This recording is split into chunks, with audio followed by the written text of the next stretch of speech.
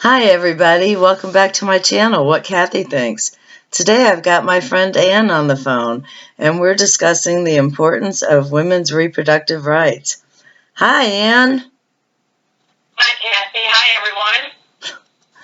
So Ann, we've probably been discussing it for close to 30 years, but over the last few days we've been discussing how you feel about the importance of women's access to abortion.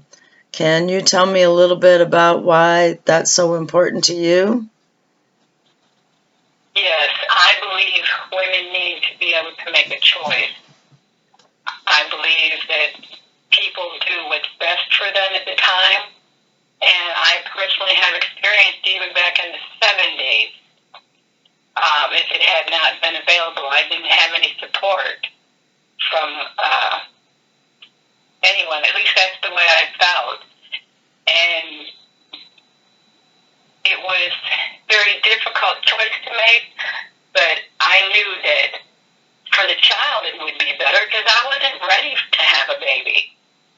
And so I proceeded with the termination. And it was life-changing. Is it something I regret? No. Do I feel bad? No. I think whatever's going to happen in God's world will happen no matter what. And, even in the people who are pro-life, they want you to have a baby and then they don't, and take care of it and all that other stuff. When you know you're not ready or you don't have the resources, then, even adoption and foster care is not a guaranteed situation where there's going to be good people who take care and love and nurture your child. We see that all the time. There's abuse and neglect. So if I choose for my child, my situation to terminate, then I should be able to because I'm trying to do the best for both of us. I hear what you're saying. I certainly agree with you that relinquishing a child for adoption certainly is no guarantee that they're going to have their emotional and physical and educational needs met. As you know, I believe that it's an absolute travesty that the term pro-life has been hijacked by the anti-abortionists. I think that's an absolute joke because there's the anti-abortionists are aligned with the right-wing evangelical Christians in this country who are opposed to democratic socialist safety networks such as free higher education for everyone. And so it seems to me that they've got an absolute conflict of interest there in their own terminology, and that does bother me. I like it when you say if you're an anti-abortionist, then you should be obligated to adopt. But take 5 or 6 of them kids and raise them. Raise them the way you want to. Adopt them, feed, clothe, and educate. Go ahead. You do raise an interesting point, and that is your position then is that as the mother of the child that you have the right to make the decision that you feel is in the best interest of yourself and the child. And that's... I know we're going to get backlash on that because I call it a child, and it's like my pregnancy because I just... But that's what you're saying. Isn't that the whole purpose? Isn't that there's no term for that for me? That's okay. But I kind of like that you have the courage to say that. I like that you have the courage to say that.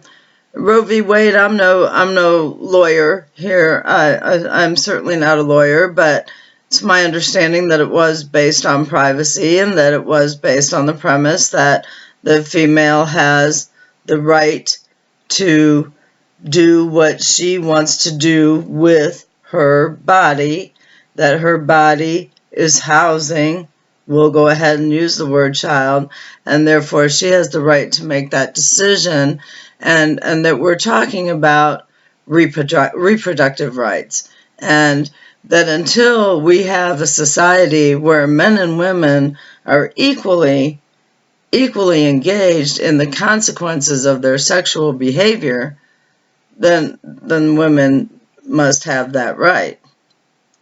Well, yeah, why can't a man get a shot where his semen's no longer viable? You know, Yeah. I can't for a certain amount of time. Women do it. Right. Why? I have a hard time with that. People, bringing a child into this world is a very important and situation, a job, whatever you want to call it. And if you feel that you cannot give the child its best life, then why? Why are you going to make me bring a baby into this world when there's no guarantee that it will have a good life? And I know that I'm not ready. And it's like being married. There's no guarantee that it's going to work out to have a baby and have both parents there and raise it well. It's interesting. I believe. It's interesting. Yeah, I'm definitely gonna get some backlash on this one. So I'm gonna end this video with saying, so what my friend Ann is saying is that she feels that women should have the right, if they feel that they cannot see the task through, if they don't believe they can raise a child through to adulthood, if they don't have the financial means to do so, they don't have the emotional support, either they don't feel strong enough emotionally themselves to do that, and they don't have external sources of emotional support, that they should have the right, while pregnant, to terminate the life of the child, and as the mother of the child, to make that decision. And that's something that right may not exist in this country in the future. So it's that right. And so if you agree with this, I'd love to hear from you. If you disagree with this, comment, and I'll get back to you. I'll respond to any comments. Brandy Miller will, I'll do a follow-up video to this with Brandy Miller and probably get back with Ann on this. Please do like and subscribe if you're interested in hearing more about this topic. I'll be talking to Ann about it again. And please show your friends, family, ask them to like and subscribe. I appreciate your support. I hope you find this video to be interesting. I do cover other topics such as bipolar disorder and the meanings of words. And I do appreciate so much your time and your interest. And I'm a novice, so again, I look at all kinds of ways, and I may not always appear to be looking at you, and now I'm trying to figure out how to stop the video. So you guys have a wonderful day. Be as happy as possible. See?